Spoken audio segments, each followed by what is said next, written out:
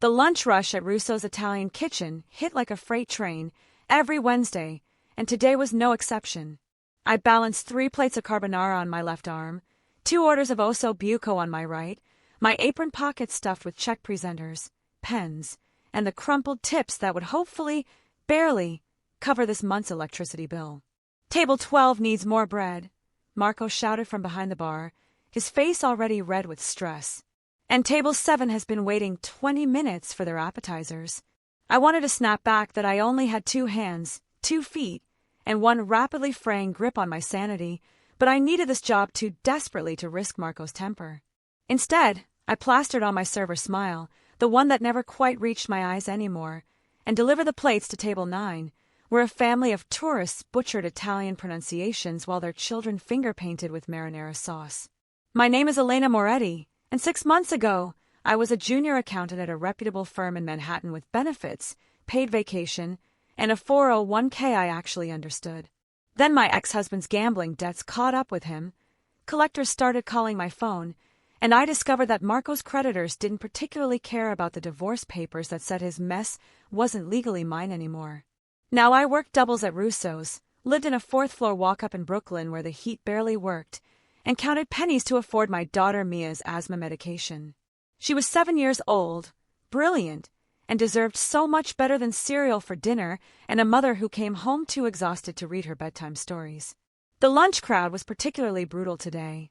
Every table seemed to need something simultaneously: more water, extra napkins, the check, another round of drinks.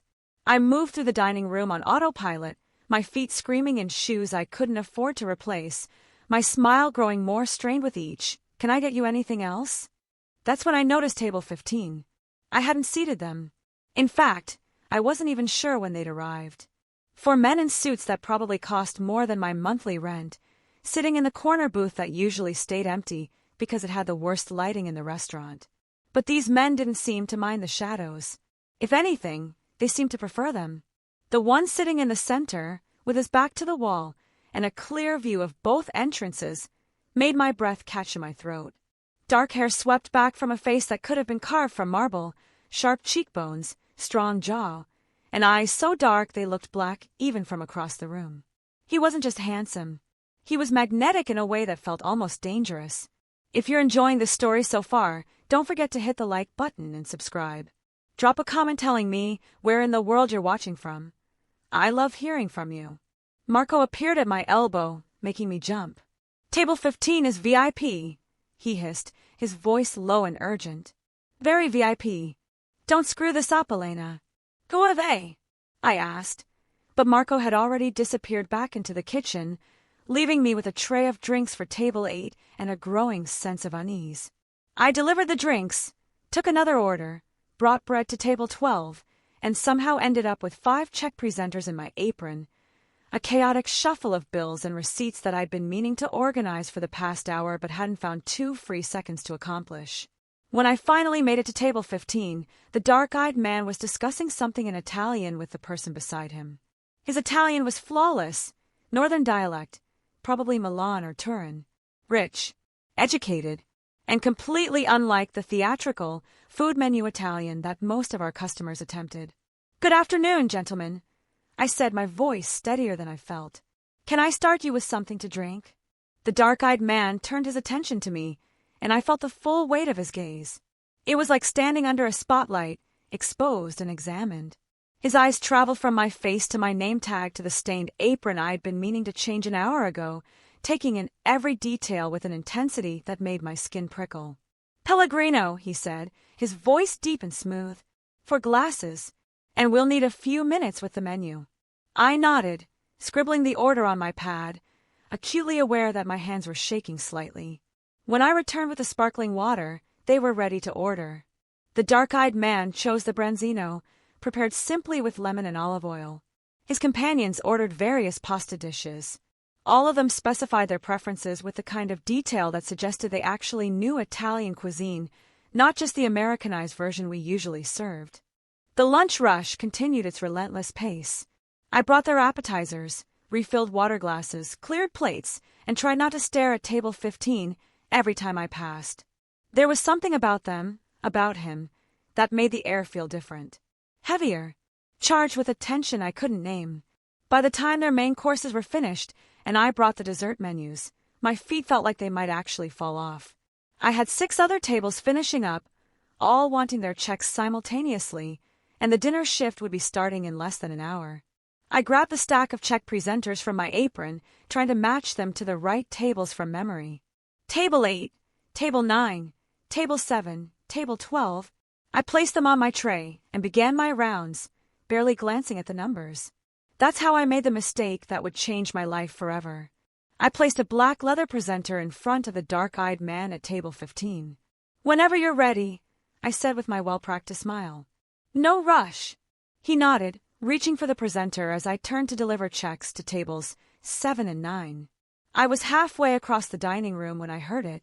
Not a shout, not a crash, just a sudden, profound silence from Table 15 that made every instinct in my body scream danger. I turned slowly, my heart already racing, to find the dark-eyed man staring at the open check presenter. But he wasn't looking at a bill. He was looking at a small white piece of paper, folded once, with 3 lines of text written in neat block letters. Even from 10 feet away, I could read it. "Your driver is dead. Car rigged. Kitchen exit now." Time seemed to slow. I watched his eyes scan the note once, twice. Watched his jaw tighten almost imperceptibly. Watched him close the presenter with deliberate calm while his 3 companions continued their conversation, unaware of what he'd just read. Then his eyes found mine across the dining room. The intensity in that gaze stole the breath from my lungs. It wasn't anger, not exactly. It was assessment, calculation, and something that looked almost like recognition, as if he could see straight through my server uniform and tired smile to whatever desperate, terrified person I was underneath. He stood with fluid grace, slipping the note into his jacket pocket. "Gentlemen," he said to his companions, his voice betraying nothing. "I need to make a phone call. Order espresso. I'll be back in 5 minutes." But he didn't head toward the bathrooms or the front entrance. He walked directly toward me. My feet seemed rooted to the floor. Every rational thought screamed at me to move, to flee, to do anything except stand there frozen while this dangerous stranger closed the distance between us. "You," he said quietly when he reached me, his voice pitched low enough that no one else could hear. "The note. Where did you get it?" I don't know what you're talking about," I stammered, my mind racing. "The note. The check presenter. Oh God, I grabbed the wrong one. But whose check had I given him? And who had written that message?" His hand closed around my elbow, gentle but absolutely firm. "Don't lie to me. That note was in a check presenter you brought to my table. Where did it come from?" "I swear I don't know. I must have. There were so many checks, so many tables. I must have grabbed the wrong one." His eyes narrowed, studying my face with laser focus. Looking for deception, I realized. Looking for signs that I was part of whatever threat that note had warned him about. "Which table?" he demanded. "Which check presenter was meant for me?" I fumbled in my apron, pulling out the remaining presenters. My hands shook as I checked each one, matching table numbers to faces in my memory. I think I gave you the one from Table 8. Yours should be. I found it. Table 15's actual check. I held it out to him, and he took it, flipping it open. Just a normal bill. Branzino, $38. Beverages, another 20. No note. No warning. Nothing. "Table 8, he repeated, his voice dangerously soft. "Who's at Table 8? I turned to look, my heart sinking. Table 8 was empty. The family that had been sitting there, a middle-aged couple and their adult son, had already left. And I had been so busy, so overwhelmed, that I hadn't even processed their departure, hadn't wondered why they'd paid in cash and disappeared without waiting for change. "They're gone," I whispered. "They left maybe 10, 15 minutes ago." The dark-eyed man's expression went from calculating to something harder, colder. He pulled out his phone, pressing a single button. "Marco," he said. Not Marco the bartender, some other Marco, status on the car. Even standing right beside him, I could hear the panic in the voice that answered. "Boss, Giovanni's not responding. We found him in the parking garage. He's—" "I know." The dark-eyed man cut him off, his voice ice. "Get everyone out of the building. Now. There's a bomb in the car." The world tilted. A bomb. There was a bomb. In the parking garage. Under this restaurant. Under the kitchen where Marco was shouting at the line cooks. Under the dining room where a dozen families were finishing their lunches. We need to evacuate, I heard myself say, my voice coming from somewhere far away. We need to get everyone out. No, he said sharply, his hand still gripping my elbow. No panic. No stampede. People get trampled in evacuations. His eyes bored into mine. How many exits? 3. Front door, kitchen exit to the alley, and the emergency exit in the back hallway. Good. He was already moving, pulling me with him toward the kitchen. You're going to very calmly tell your manager there's a gas leak. Tell him to evacuate the building quietly. Send people out different exits. Can you do that? I nodded, not trusting my voice. And then, he continued, his voice dropping even lower, you're going to tell me everything you remember about the family at table 8. Every detail. Because right now, you're the only person who can identify the people who tried to kill me. The kitchen door swung open under his hand, and I found myself thrust into a world I'd never asked to enter, dragging the attention of a man I should have stayed invisible to, holding information that made me either extremely valuable or extremely dangerous. And as his dark eyes met mine one more time before he started barking orders to my terrified manager, I realized with crystalline clarity that my life, my safe, struggling, barely holding on life, was over. Whatever came next would be something entirely different. The evacuation happened with eerie calm. Marco's eyes went wide when the dark-eyed man, who I still didn't know the name of, explained the situation in rapid, clipped sentences. Gas leak. Potential explosion. Move everyone out through separate exits. Keep voices down. No running. To his credit, Marco didn't argue or ask questions. He simply nodded and started directing the kitchen staff toward the alley exit while I moved through the dining room with a smile that felt like it might crack my face in half. Folks, we detected a minor gas leak, I announced, my voice somehow steady despite my hammering heart. Nothing to worry about, but we need everyone to exit the building calmly. Front door customers, please head straight out. Back booths, there's an emergency exit through the hallway to your right. The dark-eyed man's 3 companions had already disappeared. I caught a glimpse of them ushering customers toward exits with the kind of efficient authority that suggested they'd done this before. That they were trained for this. Within 4 minutes, the restaurant was empty except for me, Marco, the dark-eyed man, and 2 others who had appeared from nowhere, both built like linebackers, both wearing the kind of expression that suggested violence was always an option. You, the dark-eyed man said, pointing at Marco. Lock the front, then get out through the kitchen. Take the staff with you. Wait across the street. Marco looked at me, uncertain. Elena. She stays, the dark-eyed man cut in, his tone brooking no argument. She's the only one who saw them. Now wait just a minute. I started, fear finally breaking through my shock. He turned those black eyes on me. The people who planted that note saw you serve my table. They know you can identify them. The second you step outside this building, you become a target. His voice softened almost imperceptibly. You're safer with me than anywhere else right now.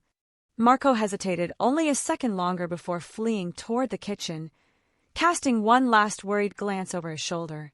Then it was just me, the dark-eyed man, and his 2 companions in the empty restaurant.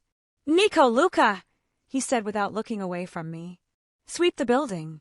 Be thorough. The 2 men disappeared, one toward the bathrooms, one toward the office, and I was alone with him. What's your name? He asked, his voice quieter now, almost gentle. Elena. Elena Moretti. My voice came out barely above a whisper. Elena. He said it like he was tasting the word, rolling it around in his mouth. I'm Dante. Dante Caruso. The name hit me like a physical blow. Caruso. I'd heard that name whispered in the kitchen, muttered by Marco when he thought no one was listening. The Caruso family didn't just own restaurants. They owned the city, or at least the parts of it that existed in shadows and back rooms and cash transactions that never saw the light of day. Oh, God! I breathed, taking an instinctive step backward. Dante's mouth curved in something that wasn't quite a smile. You know the name. Everyone knows the name. Good. Then you understand why I need you to tell me everything about the family at table 8. Every detail. What they looked like, what they said, how they paid. I closed my eyes, trying to force my panicked mind to focus. A couple. Late 40s, maybe early 50s. The man had graying hair, expensive watch. The woman was blonde, too much jewelry. And their son, maybe mid-20s. Dark hair. He barely spoke the whole meal. Accents. The parents had slight accents. Eastern European, maybe? Russian? I'm not good with accents. Dante pulled out his phone, swiping through what looked like a database of photographs. Look at these. Take your time. Do you recognize anyone? I forced myself to look at the screen, at the parade of faces he showed me. Men and women, young and old, some smiling in what looked like surveillance photos, others glaring in what were clearly mugshots. And then I saw him. That one, I said, pointing at a photo of the dark-haired young man. That's the son. I'm sure of it. Dante's jaw tightened. Viktor Kozlov. Bratva. He said it like a curse. The parents would be Alexei and Svetlana Kozlov. Bratva. Russian organized crime. He pocketed the phone. They've been trying to move into our territory for 6 months. This is the first time they've made a direct move against me. The casual way he said our territory sent a chill down my spine. This was real. This wasn't some movie or TV show. This was a man who talked about criminal territories the way other people discussed real estate, and I had just stumbled into the middle of a war. All clear, boss, Nico reported, returning from his sweep. No secondary devices. Building's clean. The car. Bomb squad's en route. They're cordoning off the garage. Dante nodded, then turned back to me. Elena, I need you to come with me. What? No. I need to. I have to pick up my daughter from school in 3 hours. I need to. Your daughter. Something shifted in his expression. Not quite softening, but definitely changing. How old? 7. She's 7, and she has asthma, and she needs her medication, and... Where does she go to school? I hesitated, every maternal instinct screaming not to give this dangerous man any information about Mia. But his eyes held mine, and I saw something there that looked almost like understanding. PS 234. In Tribeca. He glanced at his watch. It's 1:15. School lets out at 3. I nodded mutely. Luca, send a car to PS 234. Discreet. Professional. Pick up Elena's daughter at 3 o'clock exactly, and bring her to the house. He looked back at me. What does she look like? Brown hair, brown eyes, pink backpack with unicorns. But she won't go with strangers. She's been taught. The driver will have a code word. What's something only you and she would know? My mind raced. Moonbeam. It was her favorite story when she was little. Tell her that Moonbeam sent the car. Dante repeated the word to Luca, who nodded and pulled out his phone, already making arrangements. You can't just kidnap my daughter, I said, panic rising in my chest. I'm not kidnapping anyone. Dante's voice was patient, like he was explaining something to a child. But the Kozlovs know you saw them. They know you gave me that note. Whether you meant to or not, you're involved now, and they can't risk you identifying them to the police or to anyone else. His eyes held mine. They will come after you, Elena. And if they find out you have a daughter, they'll use her to get to you. The world seemed to tilt again. This couldn't be happening. This couldn't be my life. I don't have a choice, do I? I whispered. You have 2 choices. Dante's voice was firm but not unkind. You can walk out that door, go home to your apartment in Brooklyn. Yes, I already know where you live, and wait for them to find you.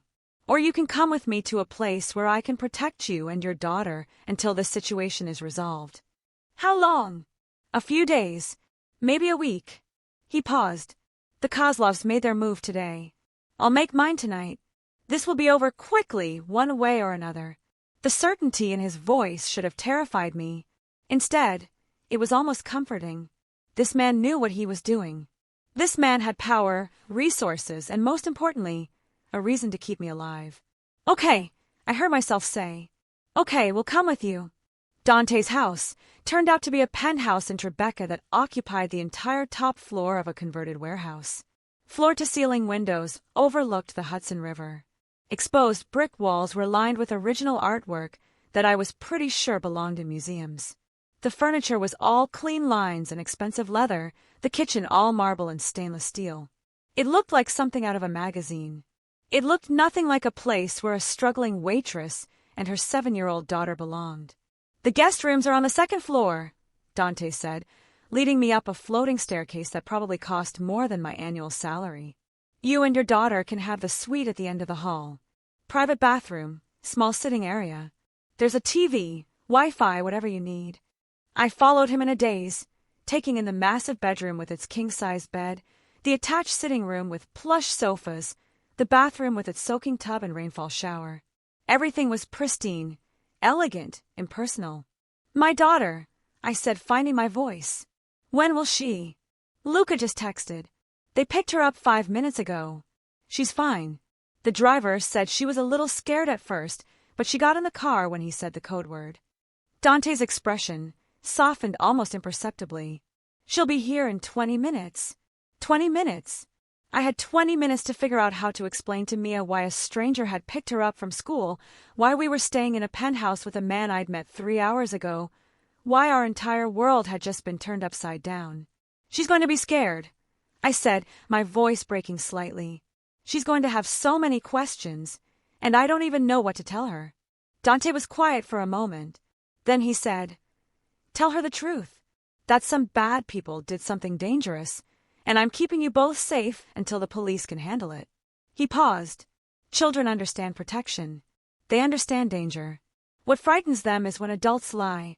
I looked at him, really looked at him for the first time since we'd left the restaurant. Without the shadows in the crowd, without the immediate danger, he seemed almost human. Still intimidating, still radiating that barely contained power, but also tired. There were lines around his eyes that spoke of sleepless nights, a tension in his shoulders that suggested the weight he carried. "Thank you," I said quietly, "for protecting us, for sending someone to get Mia, for all of this. Don't thank me yet."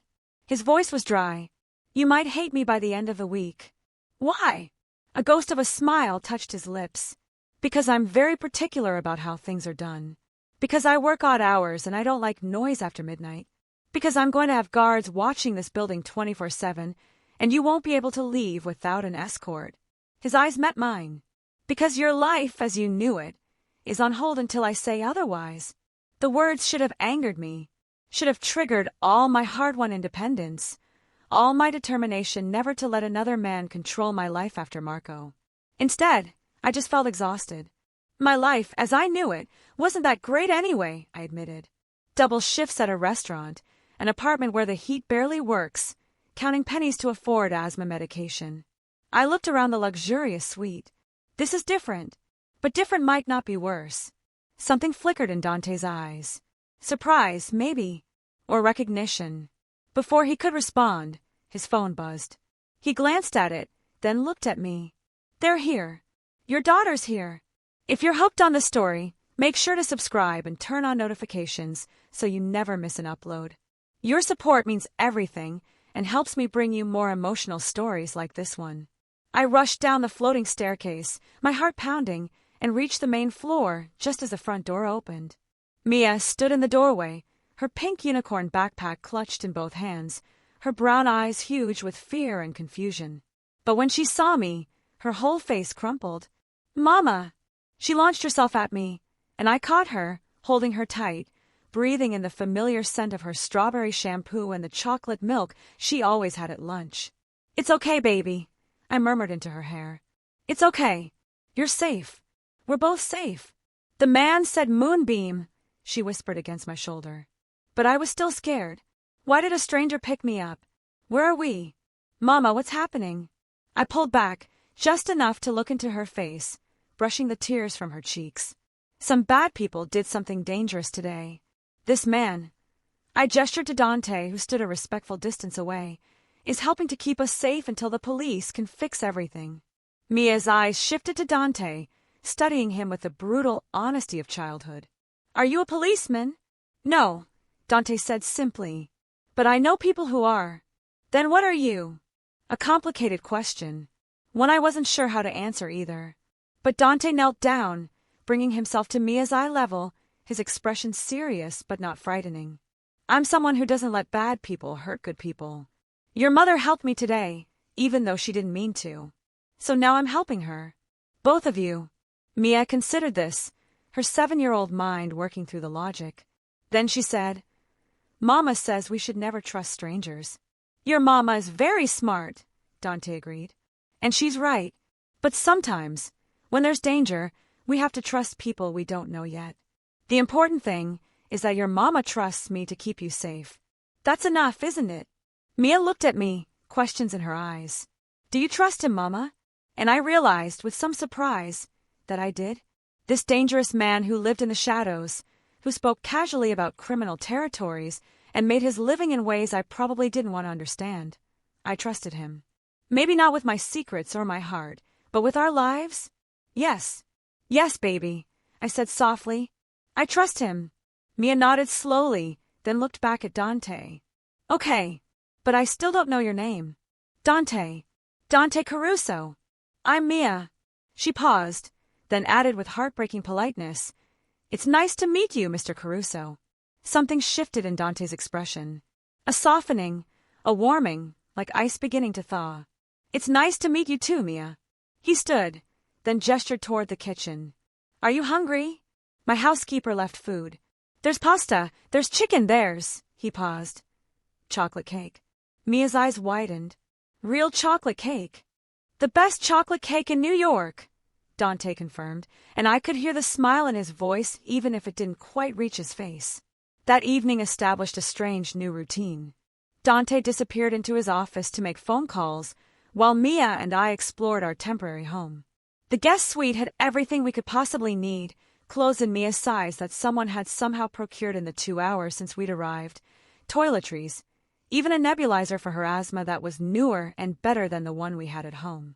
After dinner, during which Mia peppered Dante with innocent questions about his house, his job, whether he had any pets, I put her to bed in the massive bedroom, reading to her from a book I found on the nightstand until her eyelids grew heavy.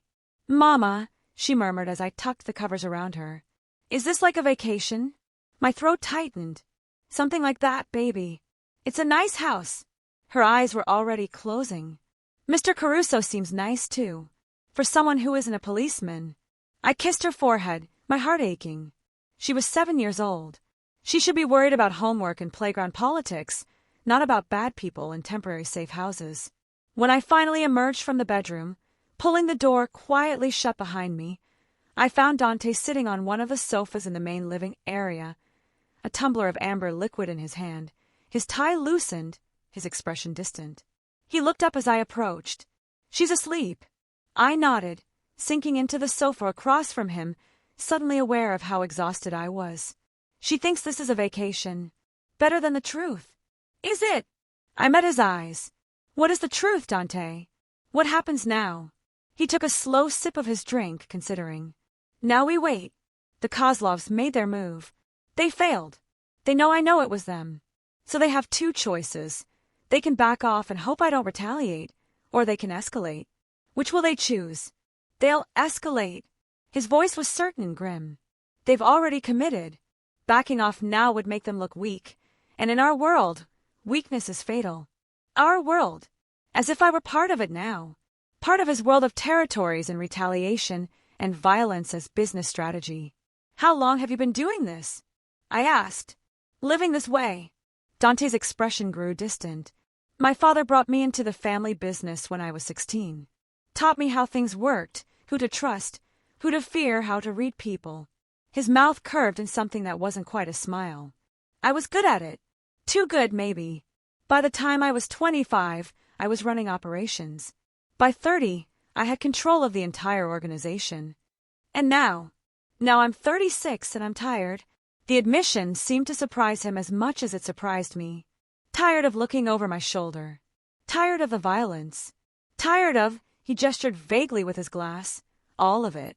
I studied him in the low light of the penthouse, this dangerous man who had somehow become my protector. Then why don't you stop? Because it's not that simple.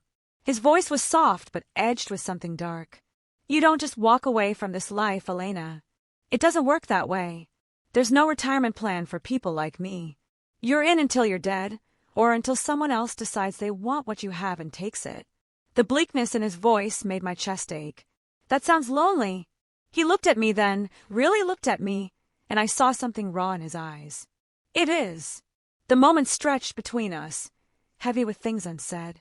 Then his phone buzzed, shattering the intimacy, and he was back to business, all sharp edges and controlled power.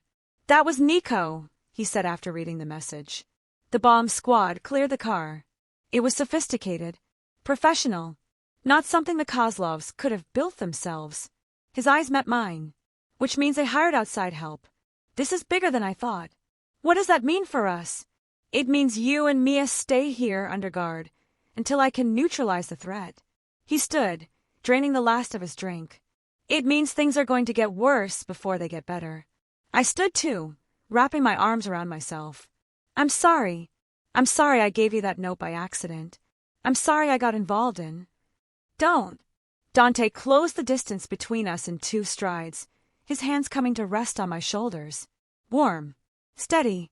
Grounding. You didn't do anything wrong, Elena. You were working, trying to make ends meet, trying to take care of your daughter. The Kozlovs used you without your knowledge. That's on them, not you. The kindness in his voice, the understanding, threatened to undo me.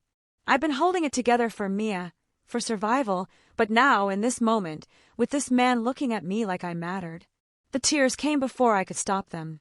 Hey, Dante said softly, pulling me closer, his arms coming around me. Hey, it's okay. You're safe. Mia's safe. I promise you that. I shouldn't have let him hold me. Shouldn't have buried my face against his chest and let him feel me shake with silent sobs. But I was so tired of being strong, so tired of holding everything together alone, and his arms felt solid and safe in a way nothing had felt in months. Years, maybe. I was so scared. I whispered against his shirt. When I realized what that note meant, when I thought the building might explode with Mia's school just blocks away. But it didn't. His hand moved in slow circles on my back. You kept your head. You helped evacuate the building. You remember the details about the Kozlovs that are going to help me end this. He pulled back just enough to look into my face, his thumb catching a tear on my cheek. You're stronger than you think, Elena Moretti. The way he said my name, like it meant something, like I meant something, sent a different kind of warmth through me. Dangerous warmth. I stepped back, putting distance between us, wiping my eyes. I should check on Mia. Of course. His expression was carefully neutral now, professional. But something lingered in his eyes. Recognition, maybe. Or possibility. I turned toward the stairs, then paused. Dante! Yes! Thank you. For everything. For keeping us safe. I gestured helplessly. For being kind to her. To us. His smile was small but genuine. Get some rest, Elena. Tomorrow will be complicated. As I climbed the stairs to the guest suite, I could feel his eyes on me. And despite everything, the danger, the fear, the impossibility of the situation, I felt something I hadn't felt in a very long time. Protected. Tomorrow might bring violence and danger and difficult choices. But tonight, in Dante Carusso's fortress of glass and steel, with my daughter sleeping safely down the hall and a dangerous man standing guard below, I felt like maybe, just maybe, we were going to be okay. The next 3 days passed in a strange limbo of normalcy and tension. Mia adapted with the resilience of childhood, treating our stay in Dante's penthouse like an extended sleepover. She did her homework at the massive dining table, watched cartoons on a TV bigger than our entire living room back home, and charmed Dante's staff with her endless questions and easy smiles. Dante himself was a study in contradictions. During the day, he was all business. Phone calls in Italian and Russian, meetings with men who looked like they could break concrete with their bare hands, hours spent in his office doing God knows what. But in the evenings, he would emerge like a different person, joining us for dinner, asking Mia about her day, once even getting down on the floor to help her build an elaborate castle out of blocks. I watched him with my daughter and saw glimpses of someone softer underneath, all that controlled danger. The way he listened when she talked, really listened, as if her 7-year-old observations about playground politics were as important as his business negotiations. The way he'd somehow procured her favorite cereal without me mentioning it. The way his entire expression would soften when she laughed. It was dangerous, how easy it was becoming to forget what he really was, what world we were temporarily visiting. On the fourth morning, everything changed. I woke to find Dante standing in the doorway of the guest suite, his expression grim. "Get me up. We need to move." My heart lurched. "What happened?" "The Kozlovs know you're here." "I don't know how, but they know." His voice was tight with controlled fury. "We have maybe an hour before they make their move." I was already out of bed, my hands shaking as I reached for clothes. "Where are we going?" "Somewhere safer." He paused. "Elena, I need you to trust me. What happens next? It's going to be frightening. But I need you to stay calm, stay quiet, and do exactly what I tell you when I tell you." "Can you do that?" I met his eyes and saw real worry there. For us. For what was coming. "Yes," I said simply. 30 minutes later, we were in an SUV with tinted windows, Mia buckled between us, clutching her unicorn backpack like a lifeline.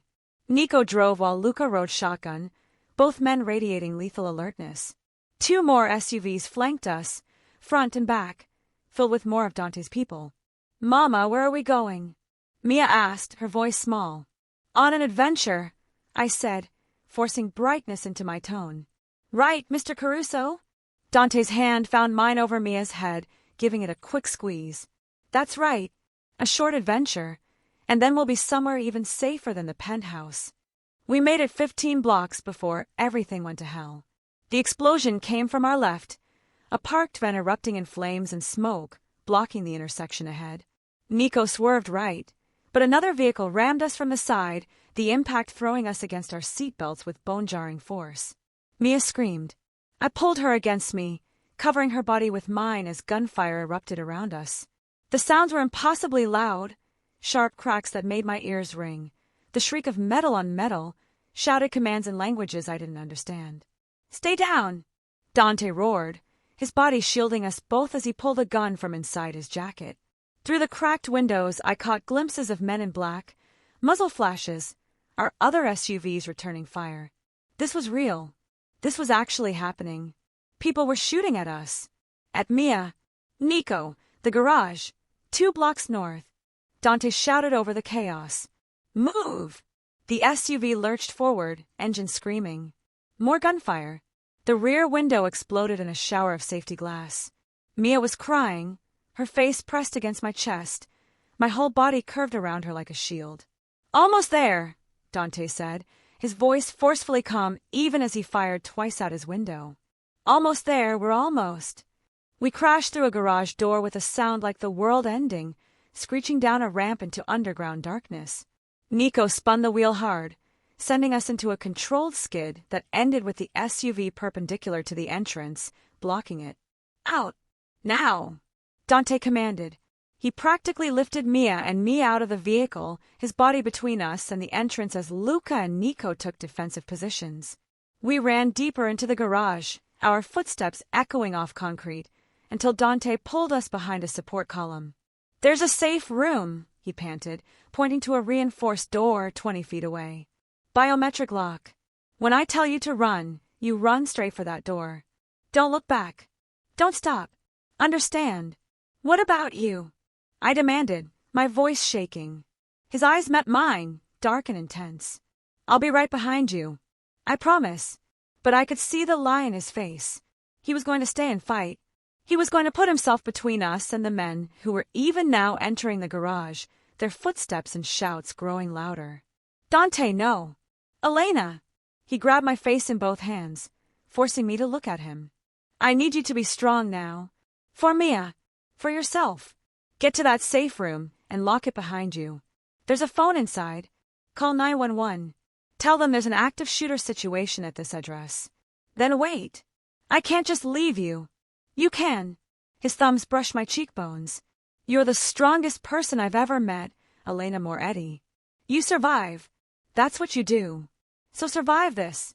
And then, before I could argue, before I could think, he kissed me. It was brief, fierce, tasting of desperation and something that felt dangerously like goodbye. When he pulled back, his eyes held mine for one more heartbeat. "Run. Now." I ran. I grabbed Mia's hand, and we ran for that door, My daughter's sobs tearing at my heart, the sounds of gunfire erupting behind us. My legs burned. My lungs screamed. Mia stumbled and I half carried, half dragged her forward. The biometric lock flashed green under my palm. How did it recognize me? And the door swung open. I shoved Mia inside, threw myself after her, and slammed it shut. The locks engaged with heavy metallic thuds. We were in a small room, maybe 10 by 10, with concrete walls and a single fluorescent light. A phone hung on the wall. A monitor showed multiple camera feeds of the garage outside. And on those screens, I watched Dante and his men fight for their lives. He moved like violence made elegant, fluid, precise, lethal. I watched him drop 2 attackers with shots, so quick I barely saw him aim. Watched him use a concrete column for cover, coordinating with Nico and Luca through hand signals. But there were so many of them. At least a dozen attackers, maybe more, all pouring into the garage like a dark tide. I grabbed the phone with shaking hands and dialed 911, gave them the address, screamed about active shooters and people dying. The operator's calm questions felt surreal against the violence unfolding on the screens before me. "Mama, is Mr. Caruso going to be okay?" Mia whispered, her tear-stained face pressed against my side. I wanted to lie, wanted to promise her everything would be fine. But Dante had told me children understand danger when adults are honest. "I don't know, baby," I whispered back. "I don't know." On the screen, I watched Dante take a hit to the shoulder, saw him spin with the impact but stay on his feet. Watched blood bloom across his white shirt. Watched him keep fighting anyway. Something inside me broke. This man, this dangerous, complicated, impossible man, had protected us, had kept his word, had looked at my daughter with genuine kindness, and at me like I was something precious. And now he was bleeding, potentially dying, while I hid in a safe room doing nothing. No. I scanned the safe room with new eyes. In the corner, a weapons locker. I moved to it, trying the handle. Locked, of course. But there was a keypad. 6 digits. My mind raced. What would Dante use? Something he could remember easily. Something significant. On impulse, I tried Mia's birthday. The month, the day, the year she was born. The locker clicked open.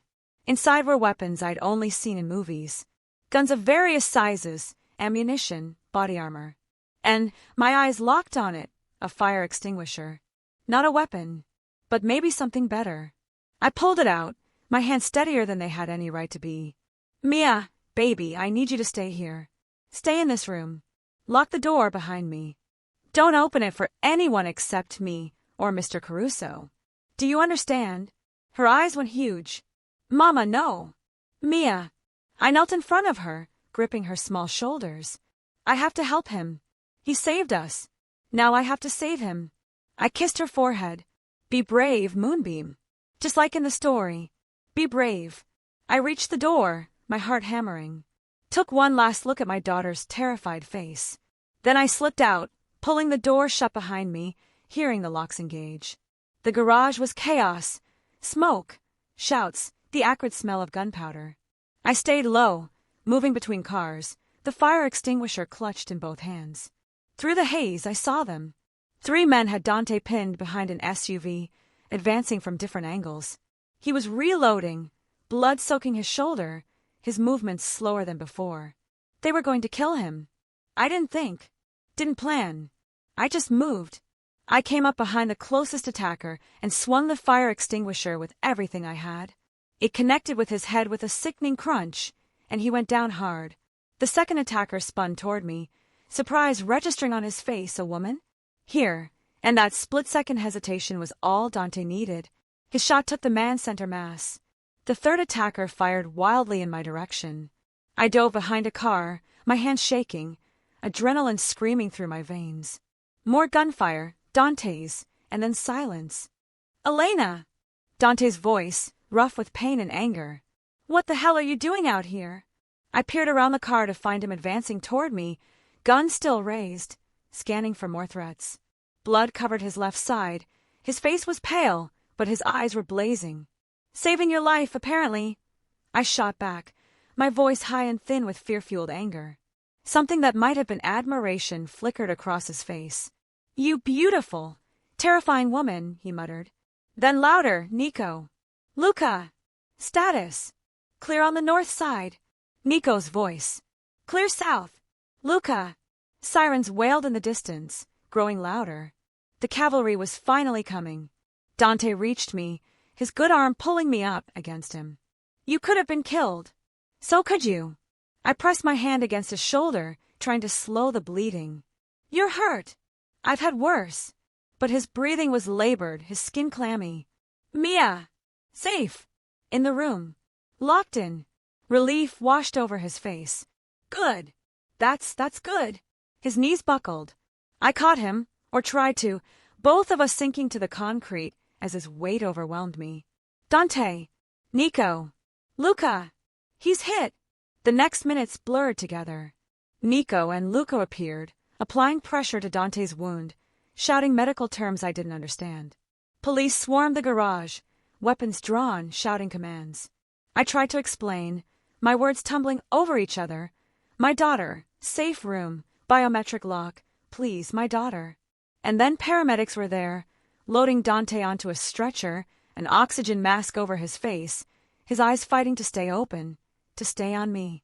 Your daughter, ma'am, a police officer said gently. Where is she? I led them to the safe room, my hands shaking so badly I could barely work the biometric lock. When the door opened, Mia launched herself at me, sobbing. It's over, baby, I murmured into her hair. It's over. We're safe. Is Mr. Caruso okay? She hiccuped against my shoulder. I looked at the paramedics loading him into an ambulance, at the blood, at his too pale face. I don't know, baby. But he's strong. He's going to fight. Because that's what Dante Caruso did. He fought.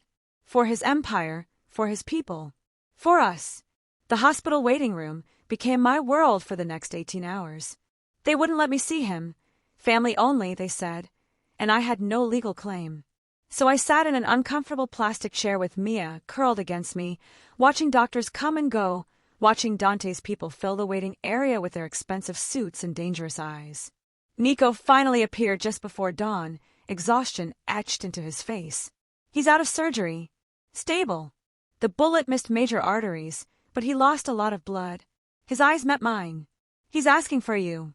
They bent the rules for Dante Caruso, apparently. Or maybe his people made their own rules.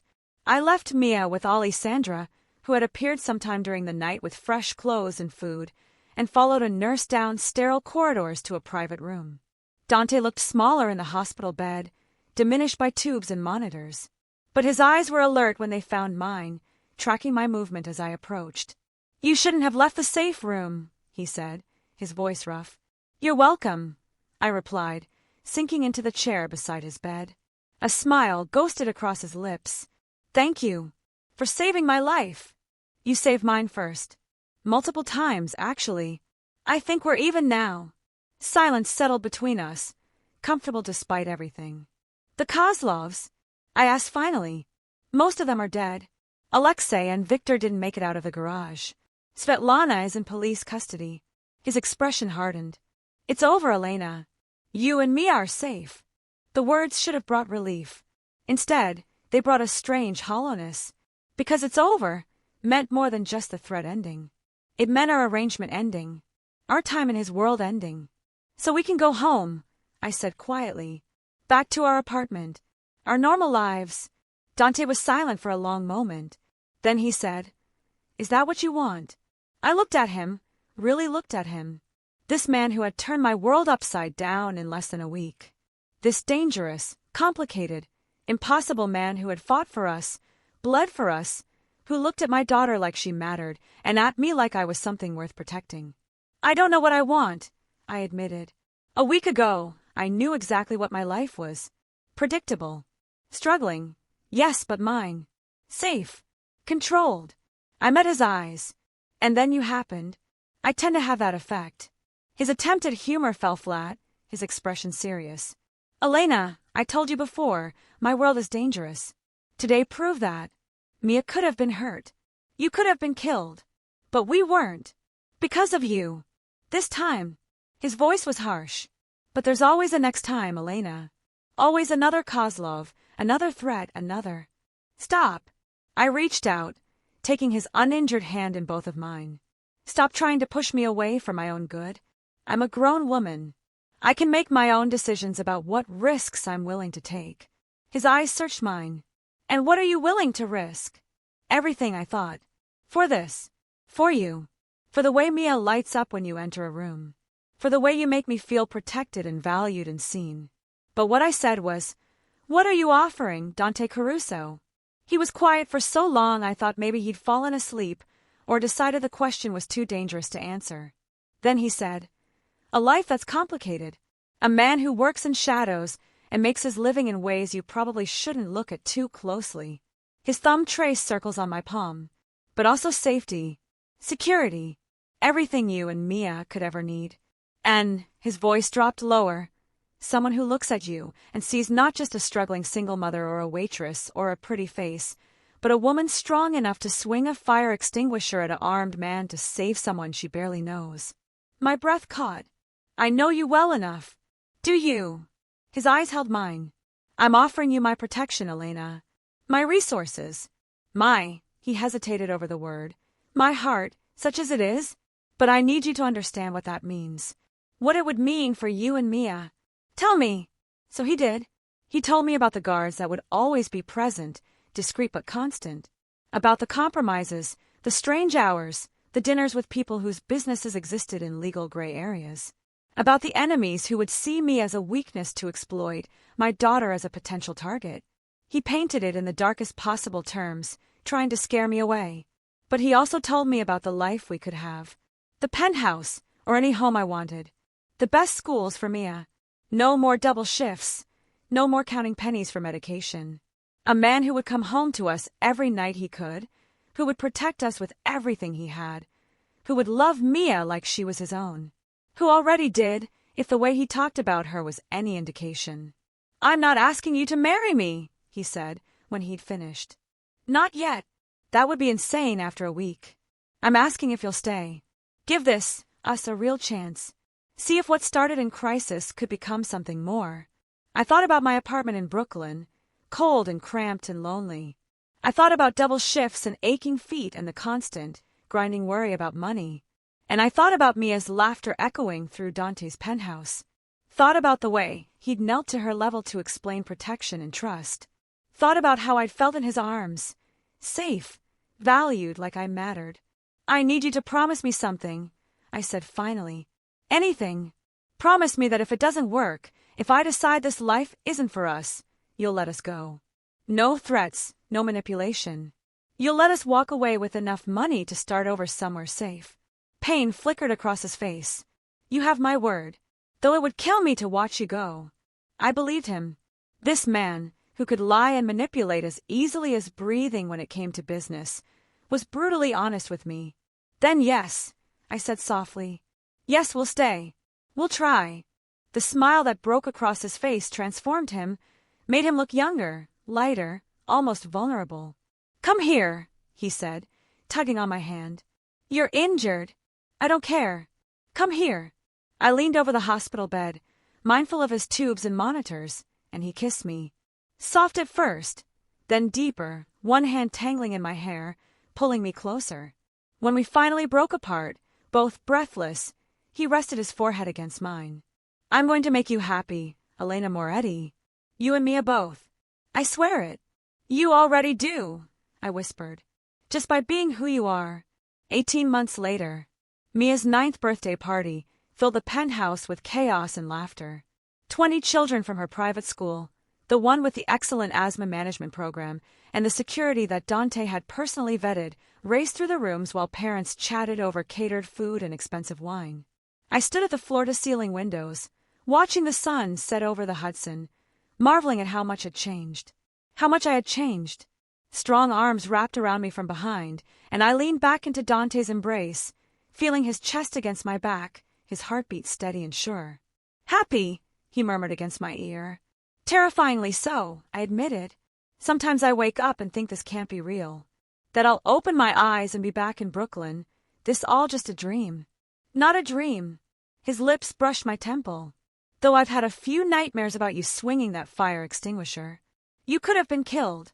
But I wasn't. I turned in his arms to face him. We saved each other, remember? That's what we do. In the months since that terrible day in the garage, we built something neither of us had expected. Not just a relationship, but a partnership. I'd gone back to school, finishing my accounting degree. Dante had started shifting his business interests toward legitimate enterprises, slowly, carefully, but deliberately moving away from the shadows. It wasn't perfect. There were still guards, still enemies who tested boundaries, still moments when I questioned the wisdom of bringing Mia into this world. But there were also mornings waking up in Dante's arms, evenings when he'd help Mia with her homework, patient and focused, quiet moments when he'd look at me like I was the most precious thing in his universe. 3 months ago, he'd asked me to marry him properly, down on one knee, with Mia's permission already secured, a ring that had belonged to his grandmother offered with trembling hands. I'd said yes without hesitation. The wedding was planned for next spring. Small, intimate, just family and close friends. Mia would be our flower girl, wearing a dress she'd helped design, her excitement about having a father. She'd started calling him that last month, her choice, unprompted, lighting up our home. Mama! Dante! Mia's voice cut through my thoughts. It's time for cake. We turned to see her bouncing on her toes, her face flushed with joy, friends clustered around her. She looked happy, healthy, safe. Coming, Moonbeam, I called. As we moved to join the celebration, Dante's hand found mine, fingers interlacing like they'd done 1,000 times before. Thank you, he said quietly. For what? For taking a chance on me, on us, for being brave enough to swing that fire extinguisher. His smile was warm, genuine, for teaching me that there's more to life than survival. That sometimes the best things come from the mistakes we never meant to make. I thought about that day in the restaurant, the wrong check presenter, the note I'd delivered by accident, the choice that had seemed like no choice at all. It wasn't a mistake, I said, squeezing his hand. It was fate. You don't believe in fate. I didn't used to. I rose on my toes to kiss him, brief and sweet. But I believe in second chances, in protection that becomes love, in dangerous men with soft hearts. His eyes gleamed with emotion. I love you, Elena. I love you too. We walked together into the celebration, into the life we'd built from crisis and chaos, into a future neither of us had planned but both of us wanted more than anything. Behind us, the sun set over New York City, painting the sky in shades of gold and crimson. The city where we'd met, where we'd fought, where we'd chosen each other. Where a waitress and a mafia boss had collided by accident and discovered that sometimes the most dangerous risks bring the greatest rewards. And as Mia's laughter filled the air, as Dante's arms settled warm and secure around my waist, as friends and family surrounded us with love and light, I knew with absolute certainty I was exactly where I belonged. Thank you so much for watching until the end. If you love this story, check out the other videos on your screen now. I think you'll really enjoy them. And don't forget to subscribe if you haven't already. See you in the next story.